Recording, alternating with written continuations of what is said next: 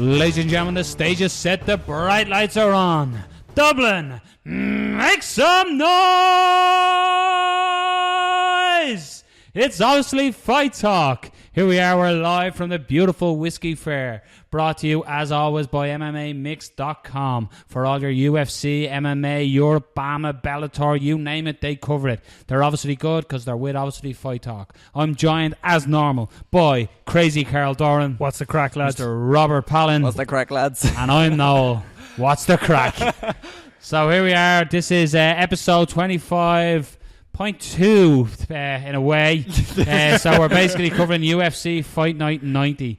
And we're going to be breaking it down. Check out all the other episodes this week. We've just done the tough finale, and we've obviously broke down UFC 200. We didn't want to drown you. We didn't want to drag you into the sea and drown you with fight picks. So we're giving them to you in individual episodes because we're sound like that. What is dead may never die. Exactly. That's a Game of Thrones reference, and I'm such a fucking nerd that I actually fucking know that. Noel remembers. I remembers, yeah. And I always pay me debts. Very good. So let's get into it, gentlemen, straight away. Let's not mess around. Your first bout of the evening sees Irish Joe Duffy taking on Mitch flying to the danger zone Clark. So this is the Irishman himself is stepping back into the octagon after his last performance where he was beaten by Dustin Poirier.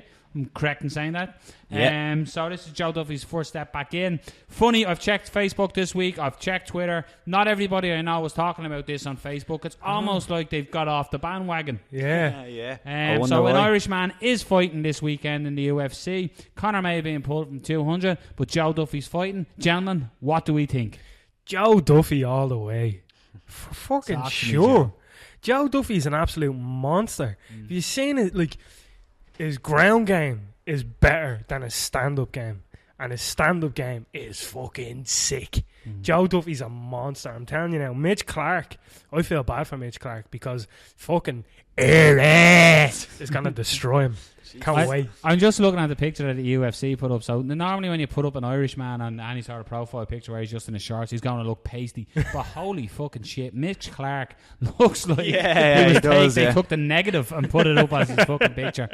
So yeah, you're going with Joe Duffy, I presume. Right, yeah. Robert? I'm not going with I'm joking. I'm going to go with Joe Duffy.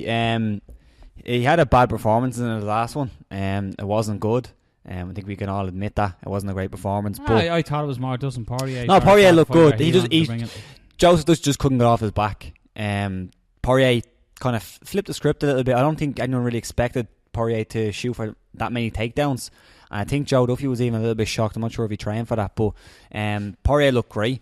But I think especially in the stand-up game, there's a golfing class in this. Mitch Clark is very, very good on the ground. If you've seen his fight against Aljamain, he landed an amazing... It was a weird Darce choke where he was like kind of like north-south position on the bottom in a way, and then he kicked off the cage, and while he kicked off the cage, he landed the Darce on Aljamain. If you haven't seen it, check it out. Unbelievable. But it was more... He was getting beat up in that fight by Aljamain. I think Joe Duffy even has better boxing than Aljamain. Very similar styles on the feet where they use their boxing, although Duffy throws a lot of kicks and he throws some great head kicks. He knocked out a couple of guys with head kicks, and I think his first UFC debut, I can't remember who was against, but huge head kick, and even the knees as well. And Cage Warriors landed that stepping in knee, beautiful. And on the ground again, he's Duffy's very, very good. He's sick. He lands some slick submissions off his back. On top, he's good. I just think he has too much for Mitch Clark here. I think this is his fight to lose, really. I'm going to go with Duffy to win, and I'm going to say knockout in the first. In the first, you're going with fucking right. You're going in the first. Again, like looking at this, if you look at Clark, he's been in there with some he's good, he's underrated. He's been in there like Mike Chiesa. He's fought as well. Now he lost to Chiesa. It was a unanimous decision. Though exactly. He went to 3 rounds with Chiesa. So calling finishes here, it is interesting.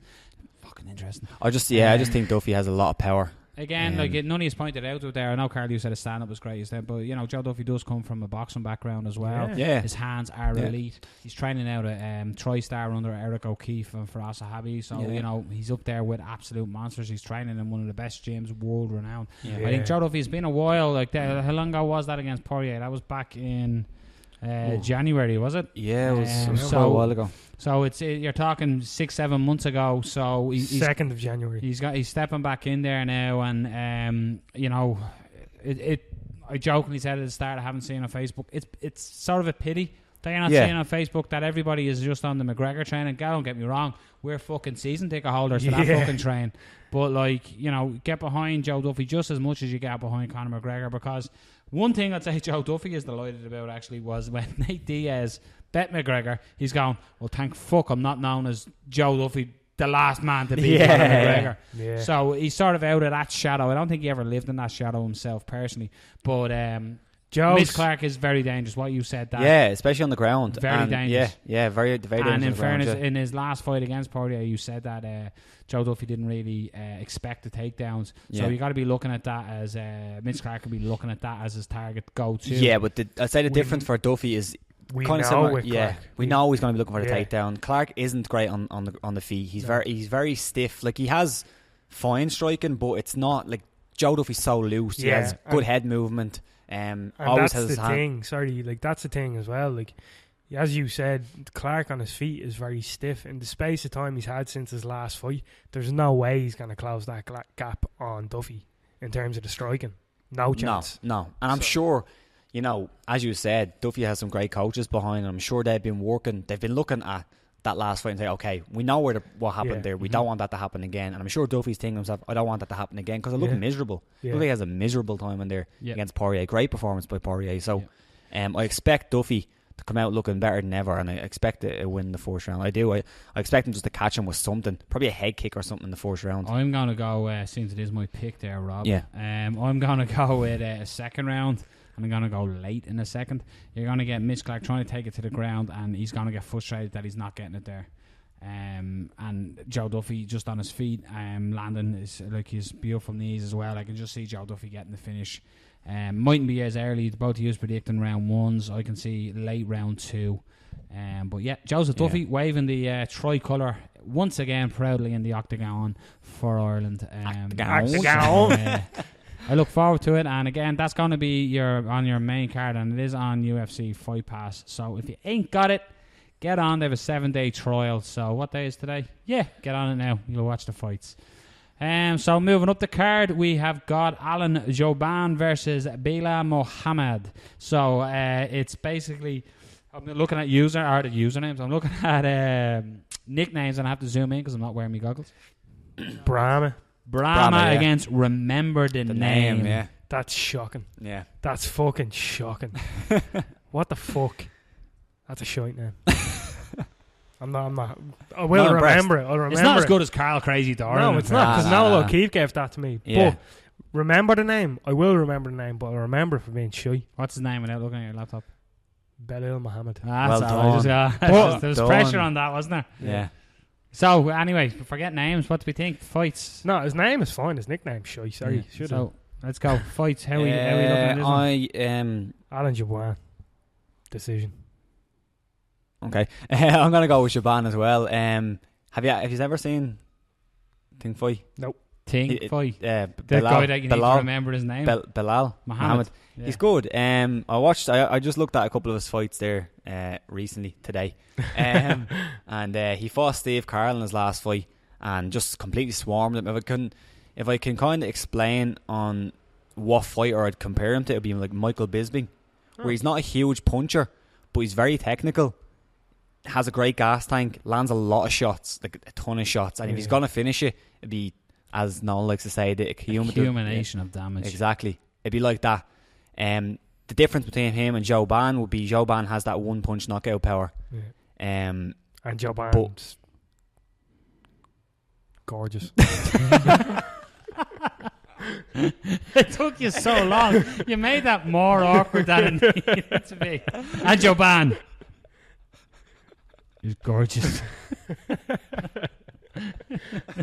Were you thinking of a different word first? I didn't know what to say. I was didn't know what to say, to be honest with you, and that was the first thing that came to my mind. Beautiful. Forever. Beautiful. Yeah. He's the Luke Rockhold of the 170. He's a good looking bastard. Nah, he is. Yeah, he's a model, isn't he? He is. Yeah, straight away in there. So let's turn it back to let's turn not a it back to George. We're not fighting, live from the George, just in case anyone. But we did vote for equal rights. Yeah. So Bilal's a good fighter. He very complete fighter. He likes to stand on the feet. Haven't seen a lot of him on the ground. He doesn't really get taken down an awful lot. He has good takedown defense. He throws good combinations. He starts a little bit slowly, has a good jab though, and then starts to land strikes. And he lands a lot of strikes especially over the 3-round fights I watched him in. Just outstrikes his opponents every time. So that could be a problem for Joban, who starts fairly slow as well.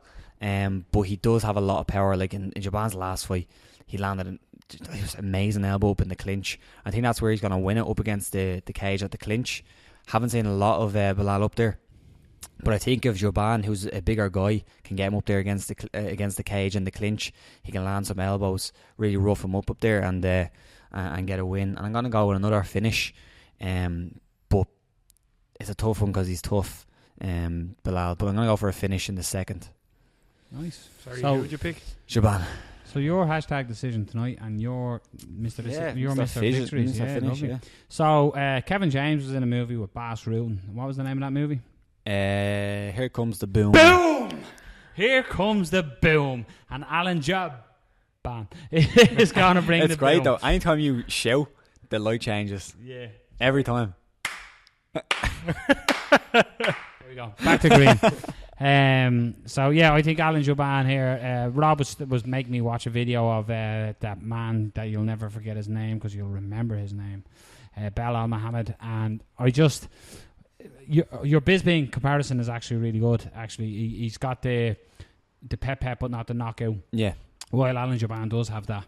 Big time, So every time he exchanges with Jovan, he's in trouble getting finished, and I think that will come as in my Kevin James reference of here comes the boom. So I do think I agree with you in the round as well. I think it will be a second round stoppage. So yeah, we're going to go with Jovan second round stoppage. Before we move on, an interesting one. Literally seen it today.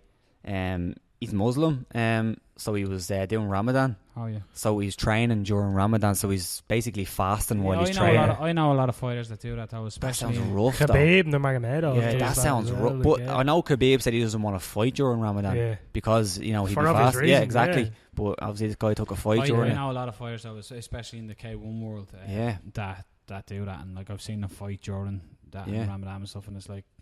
It still sounds tough. Like they've knocked him out with a Rama bam. That was absolutely terrible. Just made Muslims all over the world angry. That was I do. I know a lot of. I do know a lot of Muslims who have fought on shows that have done. Horrible though. Yeah, it's 100%. So I was speaking to the lads in Thailand about it. Fast from sunrise. Dawn till dusk. Yeah, dawn till dusk. But crazy. Yeah, I was talking to fighters in Thailand who do that, and yeah, obviously it takes away from it. I've seen them compete at that level as well, and it just these guys. Well, they're used to it. Yeah, I'm sure. He said it as well in the interview you he can't had. Get used to that. It's like for 1 month a year. How would you get used to that? Yeah, well, especially training to that level. Yeah. It'd be different if he was down that every good day. point though. Actually, we all sort of went. That was a good, interesting. Yeah. There's research, Carl. Look, research. Right, moving along, we've got Roy Big Country Nelson taking on Derek the Black Beast Lewis. So you were calling for Brock Lesnar to get Derek Lewis there not too long ago. Jesus Christ. So here we go. Did you see Derek Lewis's thing that he put up on the ESPN body? Oh my God. So this is the body versus the body. This is what a man of my age, a middle-aged man looking at these guys going, I could fucking do this. But except these guys are 100% fucking athletes. That's just, that's the wrapping paper on your Christmas present, you know what I mean? I'll never forget sitting in the gaff and Roy Nelson was on one of the early fights before me. Alpha is sitting there and he's like, how the fuck is that barrel? Like, it's Roy Nelson. Fucking, how is he in the U? I was like, he's a fucking monster. And he was like, fat little pox. I'd bait him around. I was like, and then he sees him. It's like, Jesus, take it easy. Yeah.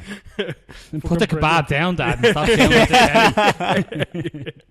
Fucking brilliant. Yes. So I'll jump on this one first. Yeah. This is, look, the way I'm going to break this down is Derek Lewis can throw and he would knock out a rhino. But Roy Nelson can control and knock out a Rhino too.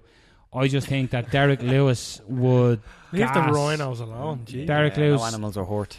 Derek Lewis gasses. So does Roy Nelson, but Roy Nelson has proven over his career that even though when he tires and gasses, he stays in there. Like with JDS, that fight, like where they just He was just taking on hiding. Fucking crazy.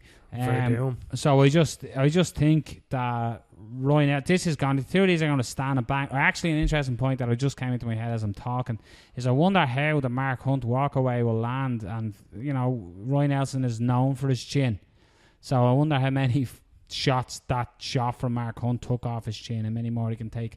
But still deciding that I'm going to go with Roy Nelson. I'm going to go with first round stoppage as well.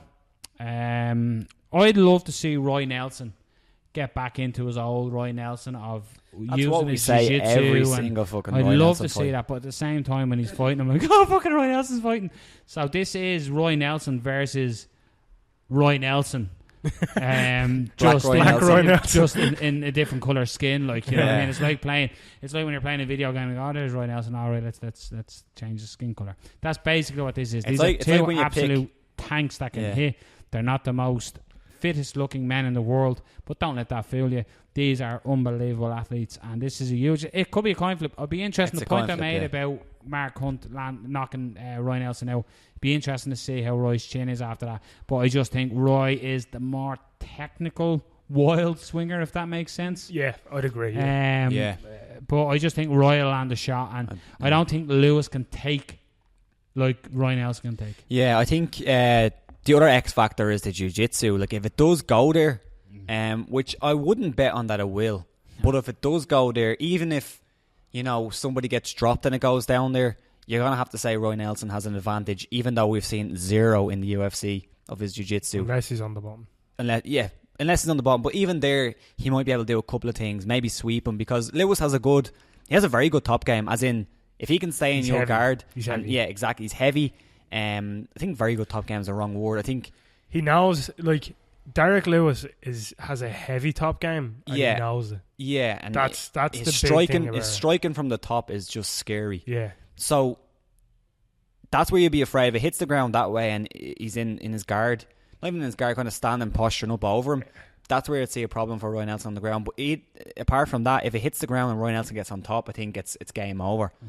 On the feet, coin flip. Yeah. Coin flip. Whoever lands, really, that's who's going to win. I just think if it's on the feet and Derek Lewis lands one shot, it might necessarily not be over. And if you look, while if Roy Nelson lands it is over. Yeah, and if you look at Derek Lewis's knockouts, most of them are when he either drops somebody or they kind of fall to their back or whatever, and then he finishes on top on the ground. I don't think Derek Lewis is going to want to mess with his ground game, so we might not want to kind of engage in that kind of game. Now, I could be wrong. He could fucking smash him in his guard, but I just don't think he will. I don't like picking Roy Nelson because he's so inconsistent, but I'm going to go with him. Hopefully, he can either land something early or he can get on top on the ground and maybe use a bit of his jiu-jitsu that we always talk about that he never uses. Yeah.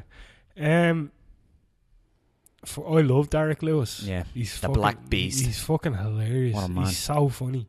Like the shit that he comes out with, like Donald Trump for president, like fucking, he's gas. I love what he's doing MMA as well. The way he said that he was in prison, so and he's like, I just want money, and then I want to get out. I'm here to get paid and get out. He's right, 100%. I agree with what he's saying. Fair play to him. He's a man that has a family. He just wants to provide. Yeah. That's all Derek Lewis wants to do, and it's pretty fucking cool, Did you see the picture Derek Lewis put up when he's in the cinema? Oh, yeah. Did you ever see that picture? It's phenomenal. You should actually Google it. It's hilarious. Derek Lewis sitting in the cinema, and there's a guy comes in. Do you not remember that guy that shot up the Batman with the green hair? There's a chap sitting next to him, and Derek Lewis is like, I think I might have to leave. It's fucking hilarious. Yeah. But Lewis is a character, but he's also a monster. He's called the Black Beast. Yeah. He just fucking wrecks fields. I do really like Derek Lewis, but I think this fight is potentially a bad matchup for him. I think, going up the heavyweight division, of course, you're going to get fighters that are better and, all around. And I think Roy's all around game is just going to be a little bit too much for Derek at this stage in his career. I think Roy the fourth round, I genuinely think it'll be very, very slow. I think they'll be trying to get the measure of each other. But trying to land a big shot. Yeah, exactly. You know, and we've seen Roy do it before, where he will take his time. You know what I mean? If you see a lot of Roy's knockouts, they come in second, third round. Like, you know, he doesn't blow his load in the first round. He's a very, very patient fighter. I think that's where that jiu-jitsu actually comes in. But as well, that can be to his detriment as well, because he's. But I think that's where his knockouts come in, though. Why the patience from that translates out from jiu-jitsu. You need to be patient. You need to set up what you're going for. You know what I mean? And I think that's what Roy's game is. I think there will be a couple of exchanges in that fourth round where people will be like, "Oh shit, edge your sheet, edge your sheet while you sit on your bed." Edge of your seat type stuff. But I don't think it will finish there, unfortunately. As much as I'd love to see it, I just don't think it will. I think Roy will do his best to drag this fight into the deep water. I definitely think Roy is the more tried and tested fighter in this exchange, and I see Roy winning. Funny enough, by decision. Really? Yeah. I think Roy's confidence is taking a knock. He's definitely a very smart person, Roy is. So I think he'll come in and he'd be like, yeah, my chin gave out on me in my last fight. There's no harm playing it safe for one. Get the win, get back on track. I think that's definitely how Roy's going to come into this. He's definitely going to want to drag Derek into the deep waters. Derek, we've seen Derek, you know, kind of tire. And I think Roy will definitely want to use that against him. I see Roy possibly getting on top.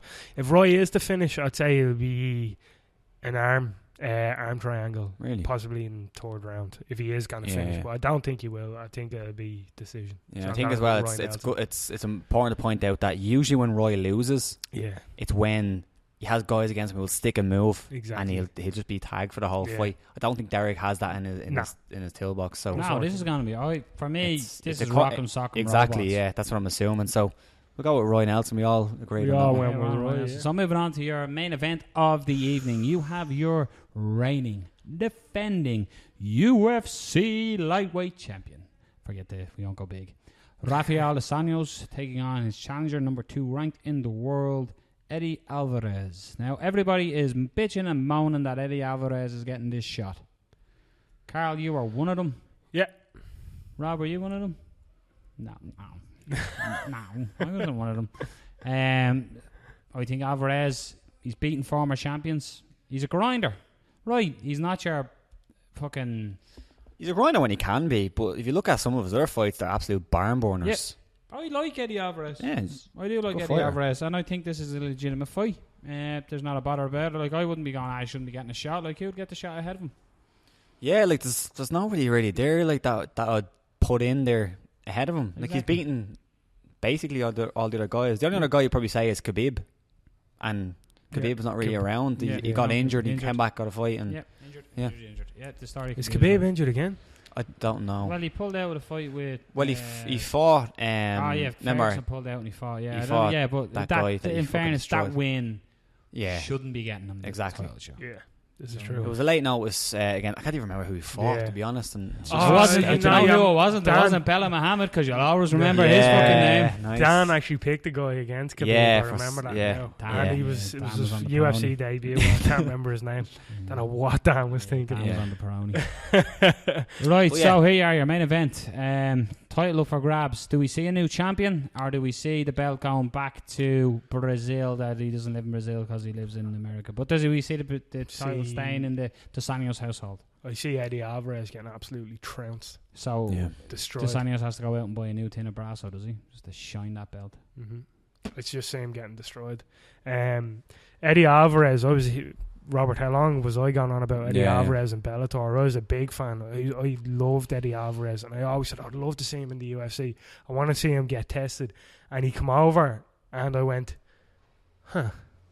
that's shy, unfortunately. Against Donald Cerrone in his first fight. Yeah, but you come over as touted, very good lightweight. But no, like, that's fine. It's Donald Cerrone. Yeah, like, that's fine. Huge test. But even since then, I haven't really seen a fight where I went, Eddie Alvarez is a world beater. I haven't seen that yet. You know what I mean? Yeah, he's beat some very good guys, but like, Anthony Pettis, for some strange reason, is now on a backslide. Don't know what happened to Pettis. Fell off the grid. Yeah, don't know what happened there. Who else did he fight? I have his record here. Gilbert Melendez. Gilbert on steroids. Yeah, and beating Gilbert Melendez now, that's a good win. Melendez is a very good fighter, and so is Pettis. But Pettis is on the backslide. So, but you could argue that it was Eddie Alvarez that put him on that backslide, potentially. But yeah, I think RDA will have too much for him, to be honest with you. Do you hear Nick Korsog, his trainer, on the Joe Rogan podcast, talking about how, the way they train, it's all strength and conditioning. I'm not exactly sure the science behind it, but basically the whole idea behind it is you want to be like, 0.5 of a second quicker than your opponent. Yeah. Over the course of a fight, those 0.5 seconds add up, and you're just going to be winning on the scorecards the whole time, or you're going to tire them out and just destroy them. I think Eddie Alvarez, this fight against RDA, he's going to gas. I think RDA is just going to absolutely trounce him, throw him around the octagon for pretty much as long as he wants. I think Eddie really...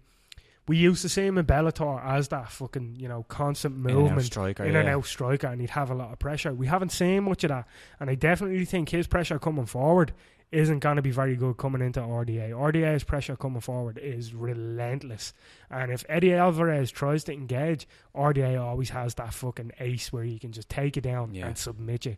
RDA's jiu-jitsu is ridiculous. He's world class. He has great MMA jiu-jitsu as well. Exactly. He knows how to play the game. He's very, very smart. When I heard that Conor was fighting Dos Anjos, I went, oh shit. Yeah. Because Dos Anjos is an absolute joke, he is a monster. When you see what he done to Donald Cerrone, that's sick. Nobody does that to Donald. That's sick. Donald's been criticised, being a slow starter and stuff, but what happened to Donald? That was crazy, you know what I mean? I just think RDA everywhere has too much from him. His boxing's too much. His pressure is too much. On the ground, there's just, that's it. Like if it goes to the ground, Alvarez he's gonna get submitted. There's no way about it. I see RDA winning this fight all day, either by. I wouldn't be surprised if it went to decision, but I definitely think he's gonna win 4th round submission. RDA all the way. Yeah, for Eddie Alvarez, it's difficult to think, if you are in his corner, what game plan you're going to have against Dos Anjos. There's a poster gone. What game plan you're going to have against RDA, because Eddie Alvarez is good in two ways. Either he can mix up his boxing with his wrestling and he can get up against the cage, get that collar tie and land those strikes, or else he's good in a wild brawl. Like, which one of those are you going to choose against RDA? In a wild brawl, I think RDA is quicker. I think he's more athletic. I think he's going to be able to get there first. Like you said, just be 0.5 of a second quicker than the other guy. And then up against the cage, do you really want to wrestle with RDA and get into a grappling exchange with him? No. I don't really think so. So I don't know what he's going to do in this fight. That's why it's hard to pick him. Whereas RDA, I think he can win by either being aggressive, trying to get Eddie up against the cage, in the clinch, take him down, land those strikes on top. But he can also win on the outside, because you're seeing, I think, a little bit of similarities between the RDA and Nate Diaz fight in this fight, because Nate Diaz has that long boxing stance, whereas Eddie Alvarez does that too. Yeah. And I can see that front leg being kicked just like it was against Nate Diaz. And I think if he stands right in front of him, RDA is going to keep kicking that leg, and he's going to really damage it and cause Eddie to really slow down. And we've seen that happened to Eddie against Cerrone, I believe. Cerrone was kicking his legs, and you actually called for Eddie before that fight to start kicking Cerrone's legs, and it was the opposite way around. And Alvarez just slowed down completely. So I find it difficult to find a route to victory for Alvarez. That's why I'm going to have to pick RDA. I'm not sure if he's going to finish him, because Alvarez is very tough. But if he is going to finish him, I think it's going to be similar to against Pettis, even though he didn't finish Pettis, but up against the cage where he's just landing strikes down. Even similar to Cerrone, where he just swarms him. Yeah. But I'm going to go with a decision for RDA in this one. I think it's going to be a good performance by him, though. I don't think Eddie's going to get too much going. 4th rounds, Eddie could come out well, but I don't think over 5 rounds, RDA has great cardio. It's going to be a tough fight for Eddie. Tough one. Yeah, I'm in the same boat here, so we're all sailing the same ship here. I can see just RDA putting pressure on, putting Eddie Alvarez on his back foot. incorporating the leg kicks the way Donald Cowboy Cerrone did, but just keeping a high pressure, a constant, never getting away from you. I don't think he'll finish him. I'll be surprised if he does, because Alvarez is that real grit and determination style MMA fighter. I think it's hard to get him out of there, but I just don't see, as you said, Rob, I don't see where the road to victory is. The only thing I can see is if a brawl happens to break out and Alvarez just lands that shot. But technically, on the ground, I see it all for RDA.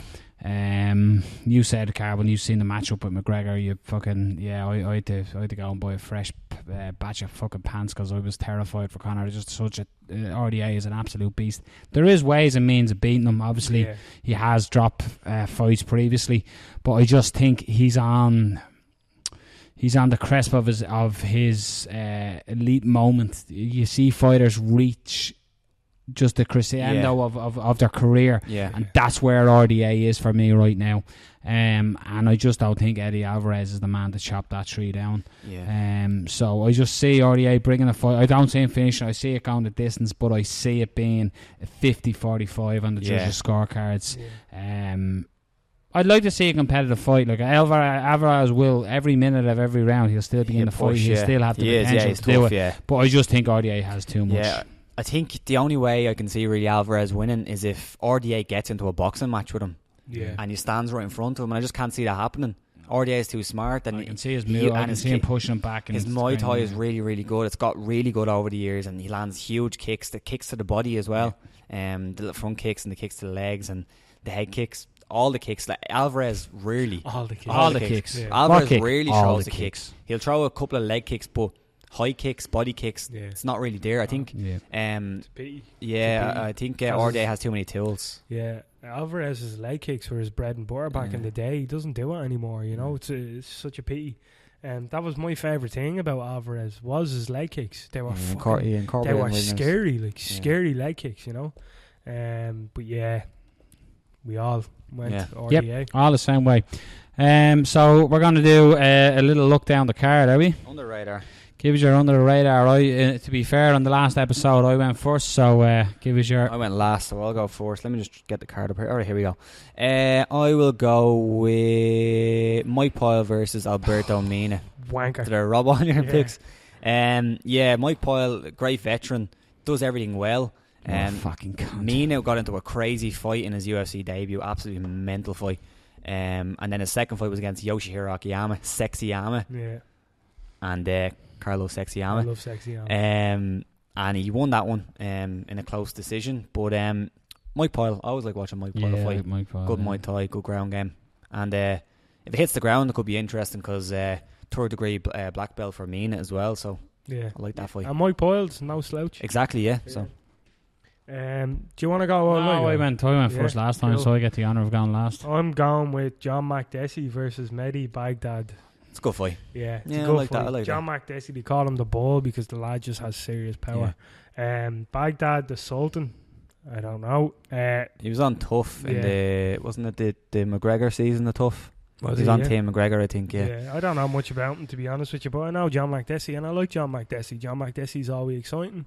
I like that he has heavy hands, and I like that he's not afraid to use them, so am I right to say that this is Makdessi's first fight back after he said he was going to retire? Didn't he break his jaw or break his nose or break something in his last fight? I believe he broke his jaw. His jaw, wasn't it? Was that against Cerrone? No? I believe it was against Cerrone. Was it? Yeah, I believe so. I'll double check now for you. Yeah. I'm going to say why because I'm not too sure, My under the radar, and of course I'm picking a name that I no way I'm going to get right. It's going to be Gilbert Burns versus Lucas Sajewski. And this is a 10-1 fighter versus a 13-1 fighter. It's Brazil versus Poland. So I just think this is it's a good knock. I think it'll be a good scrap. Without sounding technical, I think the two of these, they're good. They both have high ratio of landing shots. They both have, their percentages on knockouts and stuff like that isn't great. Submissions are 60-45. So there's good on the ground. There's plenty of activity there. It's going to be a good knock. I think it's a good scrap. So so that's a lot of fights covered. This is a glorious week for MMA fans. This is probably a week. This is like the Euros has been going on. So we're out of the Euros. England are out of the Euros and Europe. And Wales are still in the Euro. So when are they playing? Are they playing Friday night, is it? Tomorrow, I believe. Is it? I'm not too sure. Yeah. I haven't been following us. Since we got knocked out, it's over. But yeah, so we've got the fights Thursday night. We got fights Friday night. Daniel Mulvaheady, best of luck, who's referee on Cage Warriors on Friday night as well. So Dan, one of the best in the business, is on Cage Did you Warriors. have any picks for this card? Oh yeah, Dan did give me a few picks. Let's get those in. Just best of luck to Dan, and check out all the other cards. We done the Tough Finale, which is on Friday. You can check that out. We done UFC 200. We went fucking deep on the UFC 200, about an hour 40. Yeah. We broke that whole card down. It was a long one, but it was good. Dan Mulvaheady's picks. Did you have them there? Dan Mulvaheady has gone with Duffy decision. Fucking right, he did. He's gone with Joe Van TKO. He's gone with Roy Nelson by knockout, and he's gone RDA decision. Very good. So they're in. So again, like I said, we're actually going to be doing, now you won't hear it till probably Sunday, probably late night Sunday, early Monday. We're actually going to be recording our version of Fight Companion watching UFC 200. So you'll have heard this, so keep your eye out for it. You're going to get a real reaction. You're probably going to hear some terrible comments because we will be drinking alcohol while we're watching it. But before we start going on about being degenerates, we'd like to thank MMAMix.com. Check them out for all your UFC, Bellator, BAMMA, European, worldwide MMA. Check them out. They're obviously good because they're with obviously Fight Talk. Thanks to everybody, all the staff. You want a good pint, you want a bit of good grub, come down to the Whiskey Fair in Dunleary. Great spot. They're obviously great because, they let us record here. So, listen, say your good nights, lads. Good night. Rob, and listen, enjoy the fights, ladies and gentlemen. Don't forget to follow us on Twitter at @talk_fight, on obviously Fight Talk and everything else. Your Facebook, your bleeding, I don't know, your YouTube, your Instagram, we're everywhere. Your Bebo. We're in your life. So, Dublin, you've been beautiful. I'm not going to fade Orias this time. Good night.